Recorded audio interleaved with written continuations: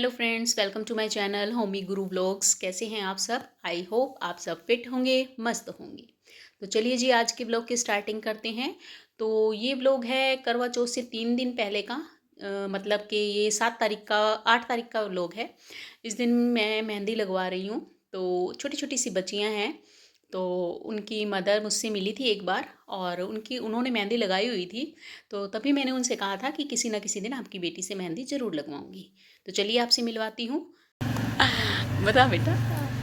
Princess cut blouse, suit, salwar, pant, ये सब सिल लेते। प्लाज़ा, अम्ब्रेला प्लाज़ा सब। लहंगे वगैरह भी सिल लेते हो? हाँ, वो प्लाज़ा लहंगा नहीं होता, वो हाँ अम्ब्रेला हाँ, वाला, वो अच्छा भी अच्छा। सिल लेते हैं। चलो, और पार्लर में क्या क्या सीखा? पार्लर में ब्लीच सीख किया है और फेशियल करना और हाथ मतलब ब्लीच करना और हेयर स्टाइल बनाना सीखा है, जूड़ा।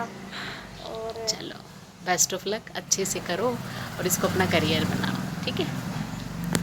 तो ममता, कैसा लगता है भाई? इतनी गुणवान दोनों लड़कियां हैं, एक मेहंदी में एक्सपर्ट। कैसा लगता है? बढ़िया लगता है ना। तो लड़कियां बोझ होती हैं? नहीं होती ना। बहुत सीधी हैं ये ममता, और कैमरे को फेस करते हुए इन्हें बहुत शर्म लग रही थी, लेकिन मैंने इनको बताया कि अपनी बेटियों के गुणों को ज़रूर बताएं। या बता बता। लड़कियां ही काम आती है, घर का दुख है, तकलीफ है, बेटी आई जाती है। बड़ी सी तुमसे भागी हुई आएगी माँ की तो इतनी बेटी आती है।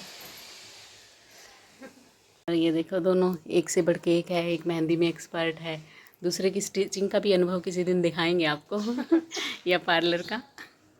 तो इस तरह से इन छोटी छोटी बच्चियों ने मुझे मेहंदी लगाई, बहुत अच्छा लगा। और इस तरह से अगर टैलेंटेड बच्चियां होती हैं तो किसी भी माँ बाप को लड़कियां बोझ नहीं लगती। जो कहते हैं ना कि लड़कियां हमें बोझ लगती हैं, तो अगर लड़कियां अपने टैलेंट को उभारें, अपने आप को इतना सक्षम बना लें, अपने पैरों पर डिपेंड हो जाएं, तो वो बोझ बिल्कुल नहीं लगेंगी। बस आज एक हाथ पर ही मुझे मेहंदी लगवानी थी, इसके बाद ये चली गई। बाय।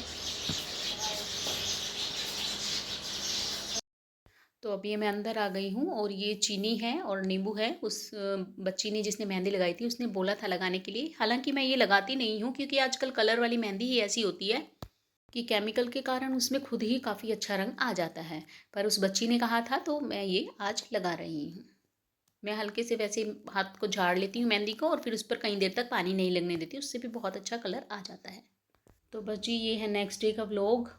एक हाथ पर मैंने कल मेहंदी लगवा ली थी, और आज ये सारे कर्टेन मैंने उतरवा दिए हैं, क्योंकि दूसरे हाथ पर मेरी मेहंदी अभी नहीं लगी हुई है, तो मैं उसको पानी में डाल सकती हूँ। अब देखिए, तीज त्यौहार आते हैं तो सारे एक साथ ही आते हैं, तो काम करना भी ज़रूरी होता है और अपने तीज त्यौहार को एंजॉय करना भी ज़रूरी होता है। तो मैं तो इस तरह से प्लानिंग करके 1 बाय 1 हाथों पर मेहंदी लगवा कर अपना काम भी करती रहती हूँ और अपने इंजॉयमेंट भी करती रहती हूँ। तो ये पैरों पर भी मैंने आज दोपहर में उससे मेहंदी लगवा ली थी। आधे घंटे में ही वो लगा कर चली गई थी। वैसे मैं नॉर्मली हल्की मेहंदी लगवाती हूँ, लेकिन अब की बार मैं ट्यूलिप सलवार डालूंगी, तो उसमें ऊपर तक की मेहंदी ज़रूरी है, तभी अच्छे लगते हैं पैर। और पीछे की साइड मैंने नहीं लगवाई है, बस आगे आगे तक ऊपर तक लगवा ली है। और ये देखिए, कर्टन सारे उतर गए हैं। अब इनको मैं धो दूंगी, क्योंकि एक हाथ मेरा फ्री है, इस पर पानी लग जाए तो कोई डर नहीं। पैरों पर भी मेहंदी लगी हुई है, तो चप्पल के बिना ही मैं सारा काम कर रही हूँ। तो इन सारे कर्टेंस की जो रिंग हैं, इनको एक साथ मैं टाई अप कर दूंगी, जिससे आसानी से ये धुल जाएंगे। और इसका एक शॉर्ट वीडियो भी मैं आपसे शेयर कर दूंगी कि किस तरह से आप अपने रिंग्स को टाई अप करके कर्टेन धोएंगे, तो आपको आसानी भी होगी और आपके कर्टेन भी बिल्कुल क्लीन हो जाएंगे। तो बस इस तरह से सारे काम करते हुए अपनी जो साजो श्रृंगार का काम है वो भी मैं साथ साथ करती जा रही हूँ। बस उसके बाद झाड़ू पोछा किया, खाने का काम, और एक जगह मुझे बाहर जाना था वो भी किया। तो मतलब पूरा दिन आज बिजी ही रहा।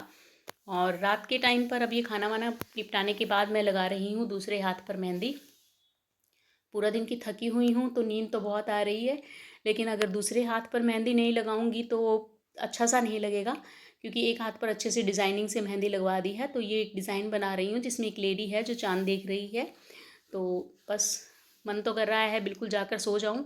बस इस हाथ को फटाफट से कंप्लीट करती हूँ। पीछे अरेबिक ही लगाया है। वैसे नॉर्मली मैं मेहंदी अपने आप लगा लेती हूँ, लेकिन उन बच्ची से लगवाना था तो एक हाथ पर उनसे लगवा ली थी। टाइम हो चुका है 12 बजे का, यानी नींद का टाइम भी पूरा है। अभी देखिए, करवा चौथ वाले दिन का व्लॉग है। ये मैंने मेहंदी रात को ही झाड़ ली थी, और झाड़ कर ही मैं सो गई थी। और थोड़ी देर बाद ये इस तरह की डार्क हो जाएगी, जैसे ये उस हाथ की देखो कितनी डार्क हो चुकी है। अब मैं लगा लूँगी नेल पेंट। और जब भी मेरा निर्जला व्रत होता है तो उस दिन मैं थोड़ा सा लेट जागती हूँ। नॉर्मली मैं 4:30 5:30 तक तो ज़रूर ही जाग जाती हूँ, लेकिन आज मैं 6:30 बजे के करीब जागी और ये रेड नेल पेंट मैंने लगा ली है। इसके बाद मैं जाऊंगी नहाने के लिए। अभी मैं नहाई नहीं हूँ, तो बस नहाने के बाद सारी जोत बत्ती वगैरह करने के बाद, झाड़ू पोछा करने के बाद बिल्कुल रेडी हूँ। और अब एक बार फिर से नहा लूँगी और फिर सिर धोऊंगी, क्योंकि अब मुझे कथा करनी है। और ये देखिए, ये कर्टेन जो कल उतारे थे, इस पर आयरन करके इनको वापस से वहीं लगाऊंगी। ये काम कल करूँगी। और ये देखिए मेरा सूट जो मैं अब नहाने के बाद पहनूंगी, तो ये कॉटन का सूट है, लेकिन इस पर सारा गोटा वर्क हो रहा है। और ये देखिए मैं नहाकर आ गई हूँ। और ये देखिए सूट का लुक, ऊपर फेस का लुक तो मैं आपको मेकअप करने के बाद दिखाऊंगी। और ये देखिए सारे में लेस वगैरह लगी हुई है। बहुत सुंदर सूट है, काफ़ी कंफर्टेबल भी है। गर्मियों में भी आप पहनना चाहेंगे तो इसको पहन सकते हैं। तो यहाँ मैं पहन रही हूँ पायल। वैसे नॉर्मली मैं सिंपल चेन वाली पायल पहनती हूँ, लेकिन आज जैसे तीज त्यौहार वगैरह होता है या कोई ऐसी चीज़ होती है जिसमें पैर ऊपर तक दिखते हैं, तो मैं ये भारी पाजेब भी मैंने रखी हुई है एक जोड़ा, तो ये पहन लेती हूँ। अब मैंने पहले तो डिसाइड किया था ये वाली झुमकी डालने का, जो मेरी ड्रेस से काफ़ी मैच हो रही थी, लेकिन इसके पीछे के जो बंद करने के हुक्स वो होते हैं ना, वो मेरे पास नहीं थे, तो इसको मैंने अवॉइड किया। और नोज़ पिन भी मैंने चेंज किया, बिल्कुल पतले वाला छोटा सा नोज़ पिन मैंने डाल लिया है। काफ़ी अच्छा है, स्टार शेप का ये है। और ये देखिए, ये है मेरा फाइनल लुक।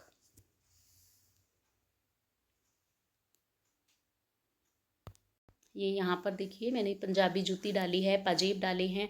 और ये देखिए ट्यूलिप सलवार में कितने सुंदर ये पाजेब लग रहे हैं। और सूट की ये लेस देखिए, और इसका दुपट्टा बहुत सुंदर है, डबल शेड का ये दुपट्टा है, सिल्क का दुपट्टा है। और साइडों में इसके जो कॉटन का फैब्रिक है वही लगाया हुआ है। और ये झुमकियाँ देखो, मैंने वो नहीं पहनी थी, तो ये भी काफ़ी मैच हो रही है मेरे इसके साथ। एक पतला सा बिल्कुल मैंने मंगलसूत्र डाला है और पीछे हल्का सा क्लचर ही लगाया है। बस पूजा वूजा हो चुकी है, तो अब ये बायना मुझे पंतानी को देना है, वो ही देने जाती हूँ। तो ये शाम का टाइम है और मैंने खाना बनाना शुरू कर दिया है। खाना पक्का बनता है। भोग के लिए ये मैं हलवा बना रही हूँ। बस पतिदेव और मैं ही खाएंगे, तो इसलिए थोड़ा सा ही बना रही हूँ। और भोग के बाद हम दोनों ने ही खाना है। बच्चे होते हैं तो और चीज़ें भी बना देती हूँ। और ये थोड़ी सी पूरी मैंने बना ली है, क्योंकि एक एक दो दो पूरी लेंगे और इसके अलावा हम रोटी लेंगे। और आधे बर्तन धुल चुके हैं, आधे अभी बाद में धुल जाएंगे। तो काम मेरा तकरीबन चाँद निकलने से पहले पूरा हो ही जाएगा। तो ये चाँद निकल आया है और हस्बैंड भी घर पे आ चुके हैं। और चाँद नीचे से तो दिखेगा नहीं, क्योंकि घर काफ़ी ऊंचे ऊंचे हैं ना, तो ऊपर छत पर ही जाकर चाँद देखना पड़ेगा। तो ये हम अब जा रहे हैं ऊपर छत पर। हस्बैंड पीछे पीछे, मैंने उनको कैमरा पकड़ाया हुआ है, वो मेरे पीछे पीछे आ रहे हैं, क्योंकि बच्चे तो हैं नहीं, तो उनके साथ ही मुझे जाना पड़ेगा। और ये मैं नीचे वापस जा रही हूँ, क्योंकि मैं पीलिया लाना अपना भूल गई थी। और हमारे यहाँ कोई भी जैसे व्रत वगैरह करते हैं तो उसमें पीलिया मस्ट होता है। और इसके अलावा पीलिया पर वो अनाज भी मैंने बांधा हुआ है ना, जो सुबह मैंने कहानी सुनी थी। तो ये पीलिया ओढ़कर मैं आ रही हूँ। जाते हुए तो मेरी स्पीड काफ़ी थी, लेकिन आते हुए थोड़ा सा स्लो स्पीड से आ रही हूँ, क्योंकि सुबह से निर्जला व्रत है, तो थोड़ी सी थकान महसूस हो ही जाती है। और ये देखिए, इसी में मैंने पीलिए में बांधी हुई है बाजरा, जो कि सुबह पूजा में यूज़ किया था कहानी सुनाते समय। आधा तो सूरज में अर्घ देते समय डाल दिया था, और आधा ये अब चाँद में अर्घ देते समय डाल दूँगी। और ये अब मैं चाँद में अर्घ दे रही हूँ, पूजा कर रही हूँ, भोग लगा रही हूँ।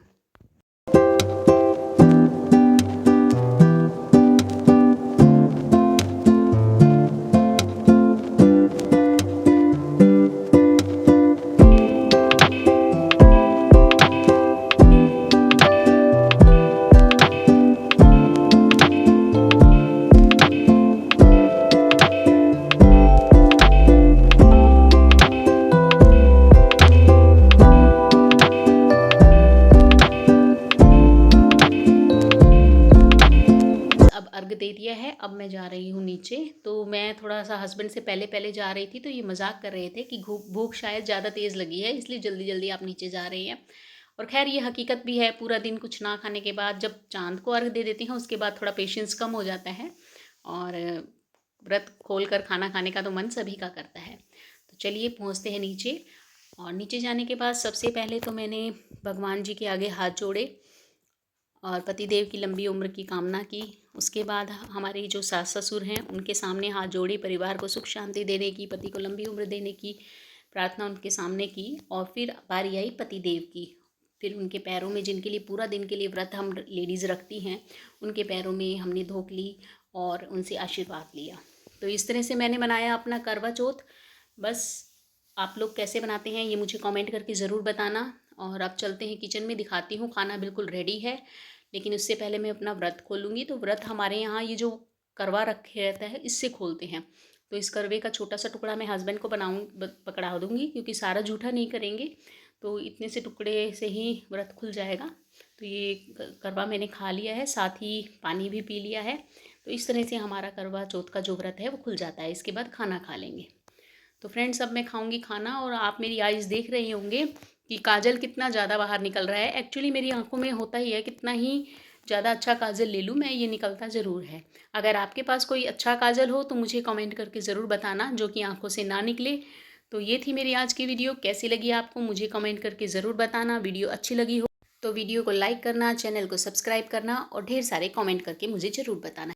तब तक okay, tata, bye and have a nice day.